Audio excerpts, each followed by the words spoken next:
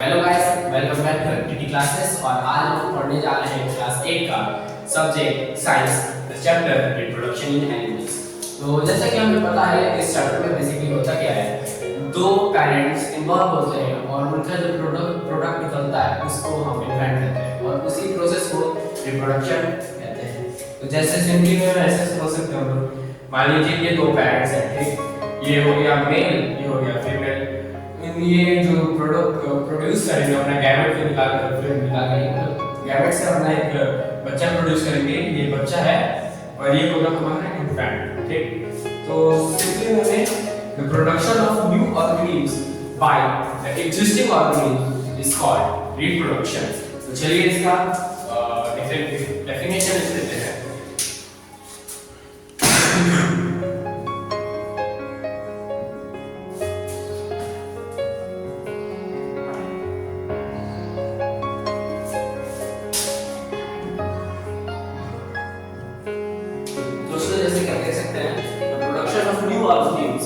From the existing organisms is called reproduction. ठीक, तो production है यानी जो प्रोडक्शन है of new organisms from the existing organisms is called reproduction. तो हम लोग समझ चुके हैं रिप्रोडक्शन क्या है। अब देखते हैं रिप्रोडक्शन के मेथड्स क्या हैं। तो there are two methods, यानी methods of reproduction. There are two methods. First one is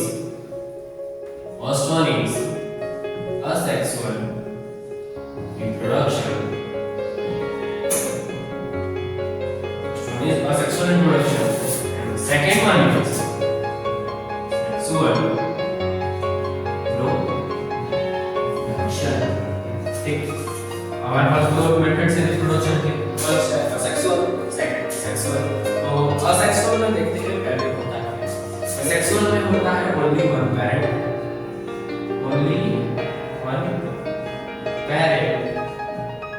is in one, ठीक। तो जो हमारा असेक्सुअल रिप्रोडक्शन है इसमें केवल एक पैरेंट ही इन्वॉल्व करता है। तो और देखते हैं इसमें क्या होता है। Inside the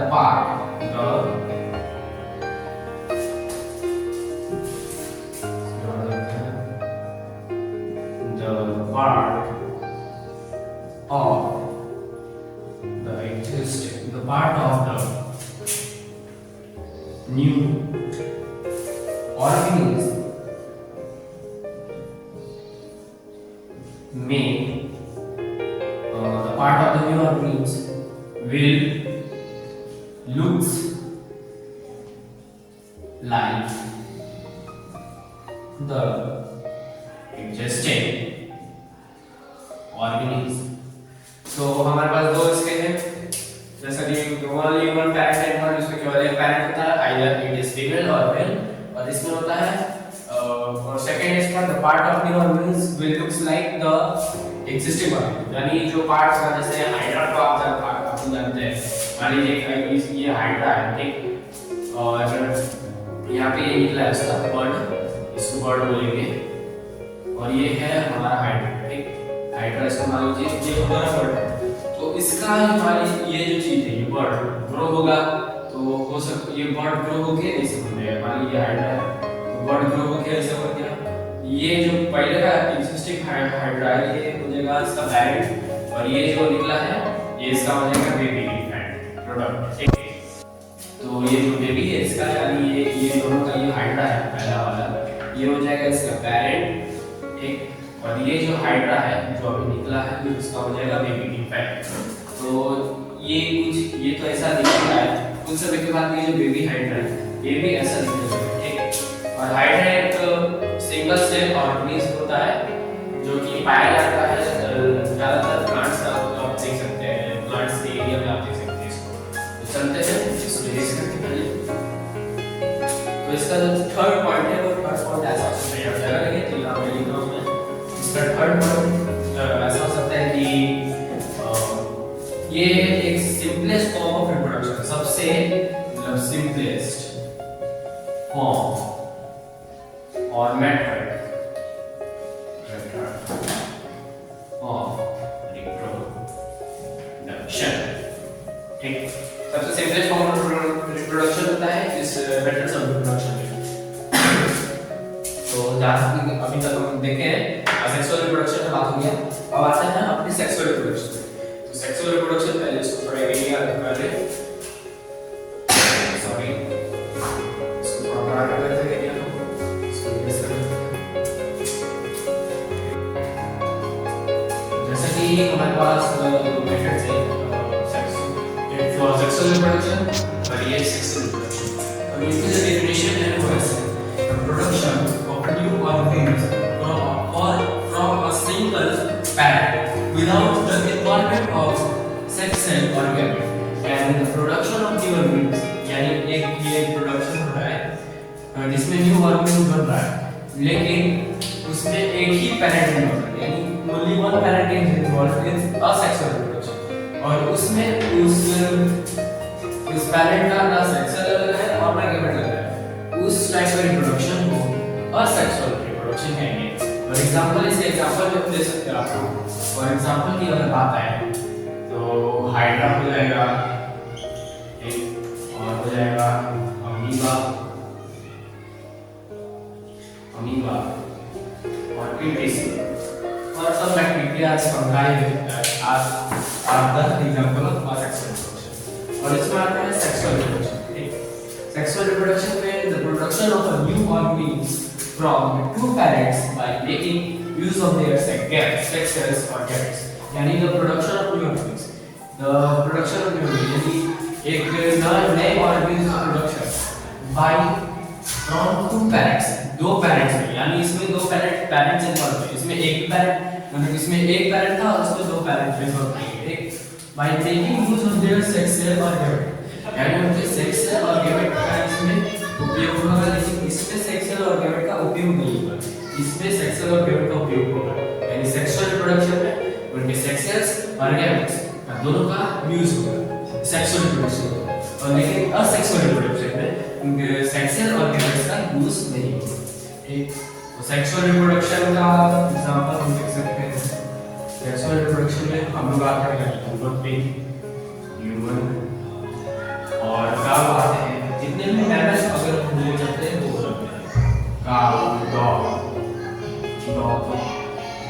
कैट, etc ये होते हैं सेक्सुअल रिप्रोडक्शन के एग्जांपल। यानी हॉग होते हैं, यानी ह्यूमन बीइंग होते हैं सेक्सुअल रिप्रोडक्शन में, काउ होती है, डॉग होती है, कैट होती है, एटसेट्रा। यानी जितने मैमल्स बोल सकते हैं, जितने मैमल्स, यानी मैमल्स जो यंग वन को बर्थ देते हैं, यानी यंग वन को बर्थ देते हैं उनमें होता है, आप समझिए उसको बोलते हैं हम लोग सेक्सुअल रिप्रोडक्शन। अब आता है यहाँ पे तो क्लियर हो चुका है कि सेक्सुअल रिप्रोडक्शन का डेफिनेशन और सेक्सुअल रिप्रोडक्शन का डेफिनेशन। आपको फिर से एक बार और रिकैप करके दिखाते हैं। असेक्सुअल रिप्रोडक्शन में ओनली वन पैरेंट इन्वॉल्व होता है, इसमें उसके साथ जिसपे इसके सेक्स सेल्स और गैमेट्स का कोई यूज नहीं होता है, यानी सेक्स सेल और गैमेट्स का इसमें इन्वॉल्वमेंट नहीं होता है, लेकिन ओनली वन पैरेंट होता है इसमें। और इसके एग्जांपल हो जाएंगे हाइड्रा, अमीबा, एटसेट्रा। और आते हैं अब सेक्सुअल रिप्रोडक्शन में।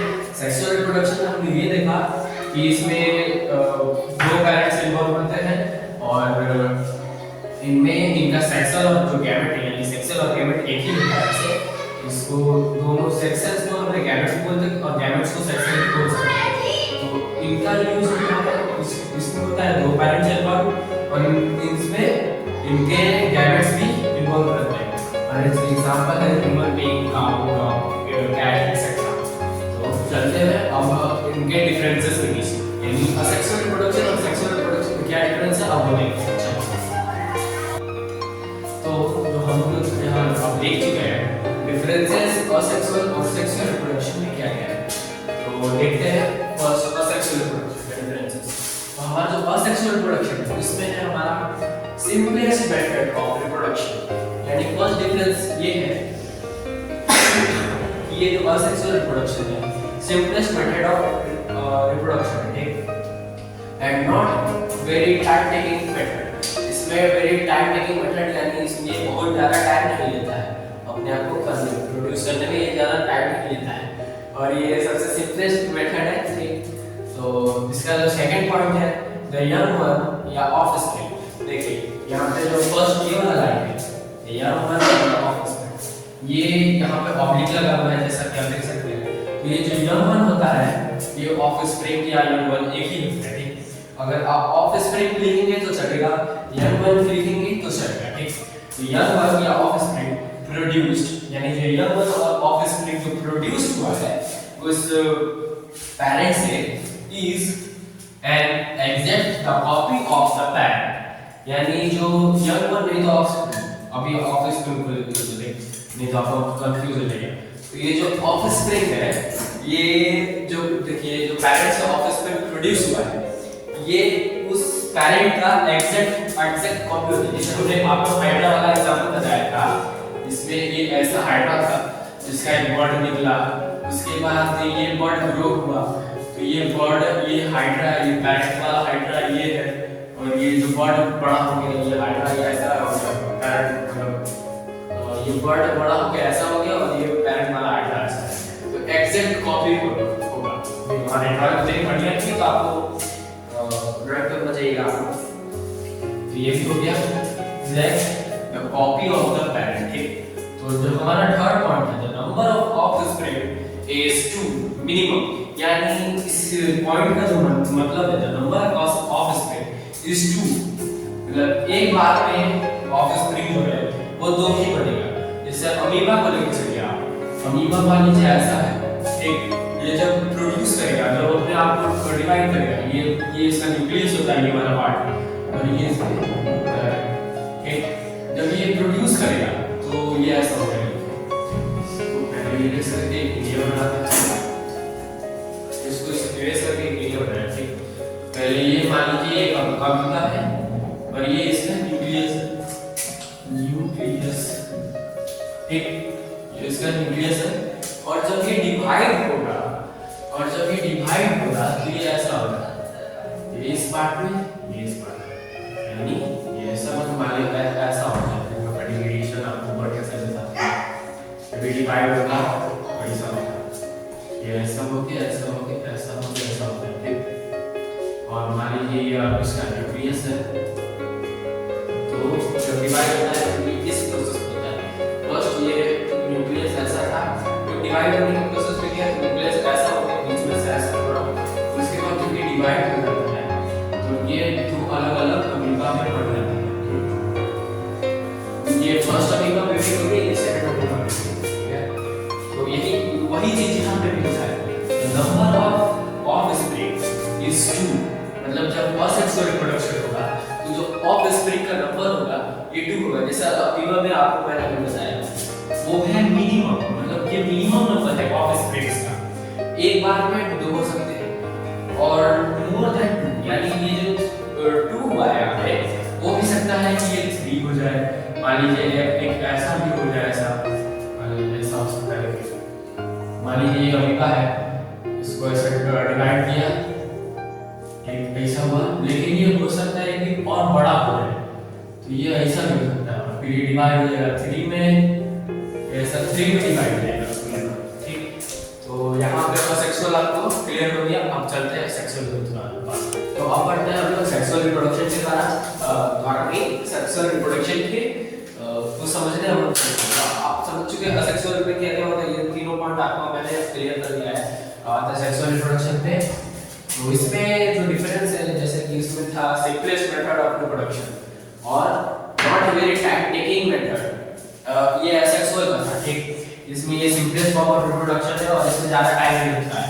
और ये जो है सेक्सुअल रिप्रोडक्शन ये complex method and time taking, यानी कॉम्प्लेक्स मेथड होता है, मतलब कॉम्प्लेक्स मेथड ऑफ रिप्रोडक्शन होता है, यानी ये इसमें थोड़ा होता है, जैसे इसमें सिंपलेस्ट है, बड़ा आसान है, ये बड़ा आसान मेथड है, ठीक। और इसमें क्या होता है, ये थोड़ा लेंथी मेथड होता है, इसमें थोड़ा वो होता है, जैसे आपको कह सकता है ये थोड़ा लॉन्ग प्रोसेस होता है। ये बहुत सिंपलेस्ट है, इसमें बस 2 मिनट का ये काम है, लेकिन इसमें बहुत टाइम लगता है, ये लेंथी प्रोसेस है। एक तरीके से आप समझिए सेक्सुअल रिप्रोडक्शन थोड़ा लेंथी प्रोसेस है, कॉम्प्लेक्स प्रोसेस है, ठीक। और ये टाइम टेकिंग होता है, जैसे आप जानते ही हैं जब वो हो जाता है, जब एक लेडी प्रेग्नेंट होती है तो उसको 9 महीने लगते हैं तब जाके वो जो बेबी है इस दुनिया में आता है। तो यानी टाइम टेकिंग का मतलब यही है, it takes 9 months to deliver a baby. यानी एक बार अगर इनकोर्स हुआ तो उसके बाद 9 महीने के बाद ही वो बेबी निकलेगा। और अगर उससे कुछ दिन पहले में निकलता है वो बेबी, मान लीजिए जैसे 1 महीना पहले में निकला तो वो बेबी थोड़ा वो वीक हो सकता है। तो इसमें दूसरा जो पॉइंट है, ये young one and offspring is not exact copy of the parent। इसमें लिखा हुआ ये है, तो ये young one है, young one जो है और offspring यहाँ पे ऑब्लिक हो सकता है, is not exact copy। जैसे कि इसमें असेक्सुअल रिप्रोडक्शन में आपको मैंने दिखाया कि जो अमीबा है वो डिवाइड हुआ तो जो सेम अमीबा की जैसे ये भी दिख रहा है, उसका बच्चा उसी के जैसा दिख रहा है, लेकिन इसमें जो प्रोड्यूस होगा वो बच्चा जो प्रोड्यूस होगा, जैसे ह्यूमंस का आप देखते हैं, अगर आप हैं तो आप एग्जैक्ट अपने पापा नहीं तो मम्मी के जैसा नहीं दिख सकते। कुछ सिमिलैरिटीज हो गए, जैसे आपके फेस में, आपके आई में कुछ सिमिलैरिटी हो सकता है कि आपका फेस अपने पापा को मिलता है, आपकी मम्मी से मिलता है, आपका आई अपने पापा को मिलता है, अपनी मम्मी को मिलता है, आपका नाक अपने पापा नहीं तो मम्मी को मिलता है, ऐसा कुछ हो सकता है। लेकिन आप एग्जैक्ट अपने पापा की जैसा नहीं दिख सकते, यानी एग्जैक्ट आप अपने पापा नहीं तो मम्मी के जैसा नहीं दिख सकते।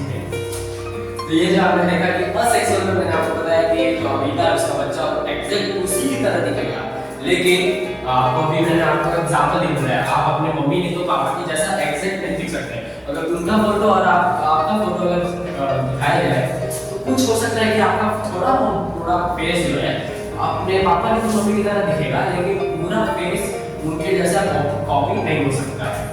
यही इस लाइन में लिखा है, young one या offspring is not exact the copy of the parent। इसमें लिखा है not exact the copy of the parent। Third point यहाँ पे आता है number of offspring is one minimum, यानी तो इसमें आपने बताया कि number of the offspring is 2 है। यहाँ पे मैंने आपको दिखाया है एग्जांपल कि number of offspring यहाँ पे 2 निकल रहा है, और कोई केस में होता है ये थर्ड भी निकल सकता है, जब उसका अमीबा का जो साइज अगर बड़ा हुआ तो ऑफस्प्रिंग का नंबर थर्ड मिल सकता है।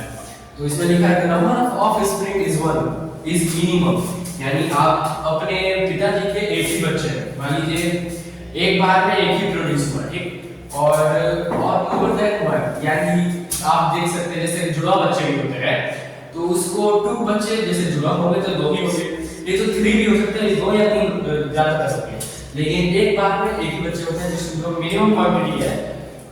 एक बार इनपुट्स के बाद जो मिनिमम क्वांटिटी बच्चा होता है डिलीवरी का वो एक ही निकलता है, ठीक।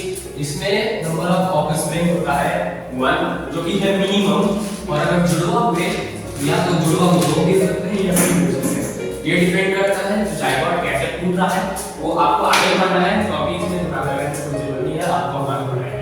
अभी के लिए अब इसको इरेज करते हैं और बढ़ते हैं अपने नेक्स्ट पॉइंट की तरफ। अब हमें पढ़ना है द मेल रिप्रोडक्टिव सिस्टम। तो हम जानते हैं मेल रिप्रोडक्टिव मेल्स में होता है, यहाँ लिखा है मेल रिप्रोडक्टिव सिस्टम, और देखते हैं इसमें होता क्या है। तो यहाँ पे जैसा हम लोग दिखाया है human male reproductive system, human male reproductive organ consist of the following organs, ठीक। यहाँ पे ऑर्गन नहीं होगा, यहाँ पे सिस्टम होगा, sorry. The human male reproductive system consists of the following organs. The first one is testes, second one is sperm, और ये थर्ड है sperm duct, और ये है fourth penis। तो जैसा कि आप वहाँ पे देख रहे हैं ये हमारा डायग्राम है मेल रिप्रोडक्टिव ऑर्गन का। तो हमने यहाँ पे पढ़ा है यहाँ पे टेस्टिस, स्पर्म, sperm duct और penis, ठीक। तो यहाँ पे जो डायग्राम है वो ये शो करता है मेल रिप्रोडक्टिव ऑर्गन कैसा होता है, ठीक। तो ये जो टेस्टिस है सबसे पहले वाला लिखा है टेस्टिस। जो टेस्टिस होता है इसमें स्पर्म का जनरेशन होता है, यानी स्पर्म इसमें बनता है, और एक बार में कम से कम 2 से 6 ml तक स्पर्म बन सकता है, और मिलियंस ऑफ स्पर्म निकलते हैं एक बार में। और ये जो है ये वाला चीज, ये वाला पार्ट जो है हमारा, ये इसको पेनिस कहते हैं। इस जो एग टाइप का होता है ये छोटा सा, इसको टेस्टिस कहते हैं। ये पेयर में होते हैं, ये वाला भी टेस्टिस ही है और ये वाला भी टेस्टिस है, और ये दोनों टेस्टिस है। ये ऑलवेज एग्जिस्ट करते हैं इन पेयर। और ये जो पाइप जैसा आपको दिख रहा है, ये तो पाइप, इसको कहते हैं स्पर्म डक्ट। तो आपने हमने लिखा है स्पर्म डक्ट, इस पाइप को हम स्पर्म डक्ट कहते हैं। तो स्पर्म डक्ट इसको क्यों कहते हैं, आइए समझते हैं। ये जो टेस्टिस जो स्पर्म प्रोड्यूस कर रहा है उसको मतलब पेनिस तक लाने के लिए, टेस्टिस का जो स्पर्म है उसको पेनिस तक लाने के लिए और इंटरकोर्स में उसको पेनिस तक लाने के लिए इस स्पर्म डक्ट का बहुत यूज है। अब ये ऐसा तो नहीं इसमें ऐसा तो नहीं प्रोड्यूस हो रहा है टेस्टिस में स्पर्म सीधे डायरेक्ट इसमें घुस रहा है, ऐसा तो नहीं होता है। इसलिए पाइप लाइक स्ट्रक्चर बना हुआ है हमारे वेरी प्रोडक्टिव ऑर्गन जिसका नाम है स्पर्म डक्ट, जो कि स्पर्म को कैरी करता है पेनिस तक पहुंचाने के लिए। ठीक, तो इसमें इतना ही देखना था। अब बात करते हैं अपने टेस्टिस के बारे में। पहले इसको इरेज कर लेते हैं, फिर टेस्टिस का डेफिनेशन लेते हैं, फिर इसको समझाते हैं। तो दोस्तों अब हमें जैसा कि पढ़ना था, फर्स्ट नंबर का था टेस्टिस। तो पढ़ते हैं टेस्टिस के बारे में और टेस्टिस होता क्या है वो जानते हैं। टेस्टिस का definition, testis are the oval shaped organ which lie outside the abdominal cavity of a man। यानी जो टेस्टिस है वो ओवल शेप का ऑर्गन होता है, यानी ओवल जैसा अंडाकार का जैसा अंडाकार का वो होता है ऑर्गन होता है। ठीक, which lie outside the abdominal cavity of a man। Abdominal cavity यानी जो कमर के नीचे वाला पार्ट होता है, यानी पेट और कमर के नीचे वाला पार्ट जिसको कहते हैं उसको एब्डोमिनल कैविटी कहते हैं। ठीक, which lie outside the abdominal cavity of man। जो abdominal cavity होता है, जो मैन का होता है abdominal cavity, उसके आउटसाइड यानी बाहर के साइड वो लाई करता है यानी एग्जिस्ट करता है। ठीक, तो सेकंड पॉइंट जो है हमारा ऑलवेज एग्जिस्ट इन पेयर, यानी जो टेस्टिस है आपको मैंने डायग्राम में दिखाया था, पेयर में एग्जिस्ट करता है। ठीक, approx it can produce 2 to 6 ml of sperm at one time। यानी ये जो टेस्टिस है हम जानते हैं कि ये स्पर्म प्रोड्यूस करता है वो, और एक बार में टेस्टिस 2 से 6 ml तक स्पर्म प्रोड्यूस करता है। और ये लिमिट नहीं होता है, यानी हर एक मेल में अलग अलग क्वांटिटी में स्पर्म प्रोड्यूस होता है। तो अप्रॉक्स मान के चलते हैं कि 2 से 6 ml वन टाइम में प्रोड्यूस होता है sperm. It always its weight is 14 ग्राम, यानी जो टेस्टिस का वेट होता है वो 14 ग्राम होता है। दोनों टेस्टिस का जो वेट होता है 14 ग्राम, उसे कहते हैं एक टेस्टिस का वेट होगा 7 ग्राम। Its length is 4 to 5 centimetre, यानी जो टेस्टिस है उसका जो लेंथ है वो 4 से 5 सेंटीमीटर तक हो सकता है। Its width is 2 to 3 centimetre, width मतलब होता है ब्रेथ। तो उसका जो टेस्टिस का ब्रेथ है या विड्थ है वो 2 से 3 सेंटीमीटर का होता है। तो आप आशा करता है कि आप टेस्टिस के बारे में समझ गए होंगे। अब बढ़ते हैं अपने नेक्स्ट पॉइंट जिसका नाम है स्पर्म। इसको इरेज करते हैं, बढ़ते हैं। तो जैसा कि हमारा जो सेकंड पॉइंट है स्पर्म, तो उसको चलिए पढ़ते हैं और एक सेकंड में यहाँ पे लिखना है।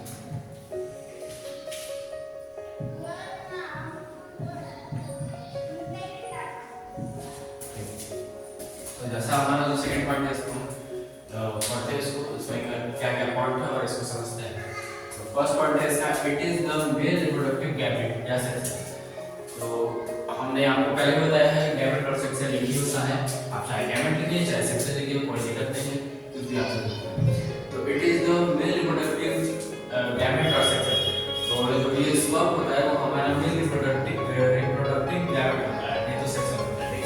तो जो हमारा सेकंड पॉइंट है, इट इज सिंगल सेल, यानी जो स्पर्म है वो हमारा सिंगल सेल का होता है और इट्स लेंथ इज 0.05 mm। तो जो स्पर्म का लेंथ होता है वहाँ पे तो अभी बड़ा आपको दिख रहा होगा, ये आपको अभी बड़ा दिख रहा होगा, लेकिन ये इतना बड़ा होता है कि ये बड़ा छोटा होता है। तो इसका जो लेंथ होता है 0.05 mm का होता है। ठीक, और it consist of head, middle piece and a tail. यानी जो स्पर्म होता है उसके पास एक हेड होता है और मिडिल पीस होता है और टेल होता है, जैसा कि आप इसमें फिगर में देख सकते हैं। और जो चौथा पार्ट है 1 2 3 4 5 पांचवा पार्ट चलिए, तो पांचवा पार्ट है हमारा last part. It moves by waving its tail from side to side. यानी स्पर्म मूव कैसे करता है? स्पर्म तब मूव करता है जब जो जैसे हम मूव करने के लिए अपना पैरों को ऐसा आगे बढ़ाते हैं तो कैसे मूव होते हैं, ठीक। तो ये जो स्पर्म है, ये इसका ये टेल है, ये बड़ा वाला, इसको ऐसा वेव करता है। जैसे मछली अपनी टेल को वेव करती है, वैसे ये भी अपने टेल को वेव करता है आगे बढ़ने के लिए, मूव करने के लिए।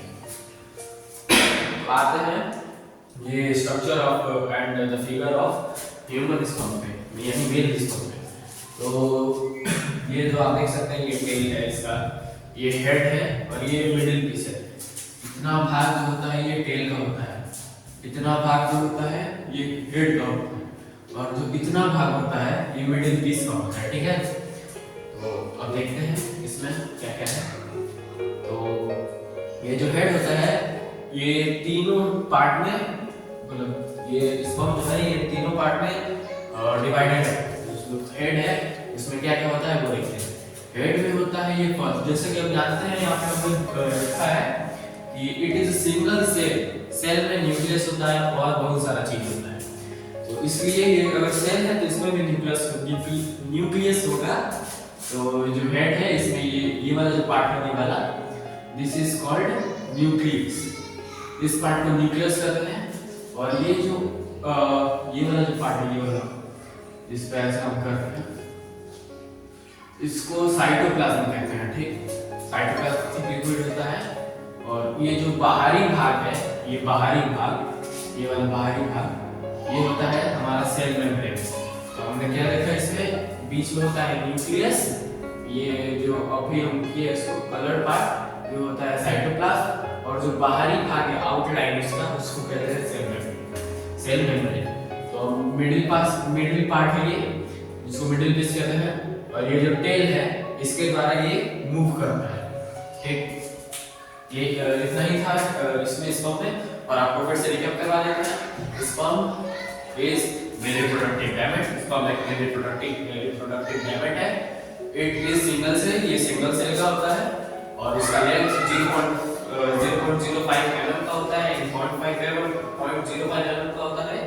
और ये कंसिस्ट करता है head, middle piece and tail. ये कंसिस्ट करता है head, middle piece and tail, ठीक। It moves by waving its tail from side to side. जैसे मछली अपने टेल को ऐसा मूव करती है साइड से आगे बढ़ेंगे, वैसे ही ये भी अपने आप को आगे बढ़ाने के लिए अपने टेल को मूव करता है साइड से। तो आगे बढ़ते हैं, थर्ड पॉइंट हमारा क्या था, स्पर्म डक्ट। तो देखते हैं स्पर्म डक्ट, तब अभी इसको इरेज करते हैं, स्पर्म डक्ट। तो जो हमारा नेक्स्ट पॉइंट है, जो थर्ड नंबर, जिसका नाम है स्पर्म डक्ट। और हम स्पर्म पढ़ चुके हैं और क्या पढ़ चुके हैं, टेस्टिस पढ़ चुके हैं, स्पर्म पढ़ चुके हैं। अब हमें पढ़ना है स्पर्म डक्ट और पेनिस। तो इसका जो पॉइंट है स्पर्म डक्ट का, it is a tube like structure by which sperm is transferred from the testis to penis. तो स्पर्म डक्ट जो होता है वो एक ट्यूब लाइक स्ट्रक्चर होता है जो ट्रांसफर करता है स्पर्म को पेनिस तक, टेस्टिस से पेनिस तक। हम आपको डायग्राम में जैसा दिखाए थे कि जो मान लीजिए ये ट्यूब लाइक स्ट्रक्चर है, ठीक। और यहाँ पे मान लीजिए एक टेस्टिस है, ठीक। और ये है हमारा इस पाइप को एक तरीके से मान लीजिए ये पेनिस, ठीक। ये हमारा पेनिस है। और यहाँ पे है ये ट्यूब लाइक स्ट्रक्चर, ये होता है हमारा स्पर्म, ठीक। स्पर्म जो हमारा स्पर्म डक्ट है और ये टेस्टिस। तो हम लोग जानते हैं कि टेस्टिस में बनता है स्पर्म और पेनिस। ये अभी सपोज किए हम लोग पेनिस इसको, ठीक। इसको अभी सपोज किए पेनिस, ये है स्पर्म डक्ट और ये टेस्टिस। तो हमारा टेस्टिस में स्पर्म बनता है और इस स्पर्म डक्ट से होते हुए ट्यूब लाइक स्ट्रक्चर जो है उससे होते हुए ये पेनिस में आता है और फिर निकल जाता है बाहर। तो जैसे हम लोग समझे, it is a tube like structure by which sperm is transferred from the testis to the penis. ये ट्यूब लाइक स्ट्रक्चर है जिसमें से स्पर्म जो होता है वो टेस्टिस से पेनिस तक ट्रांसफर किया जाता है। और स्पर्म डक्ट में इतना ही था। और पेनिस अब आते हैं, और जो हमारा फोर्थ पॉइंट है पेनिस।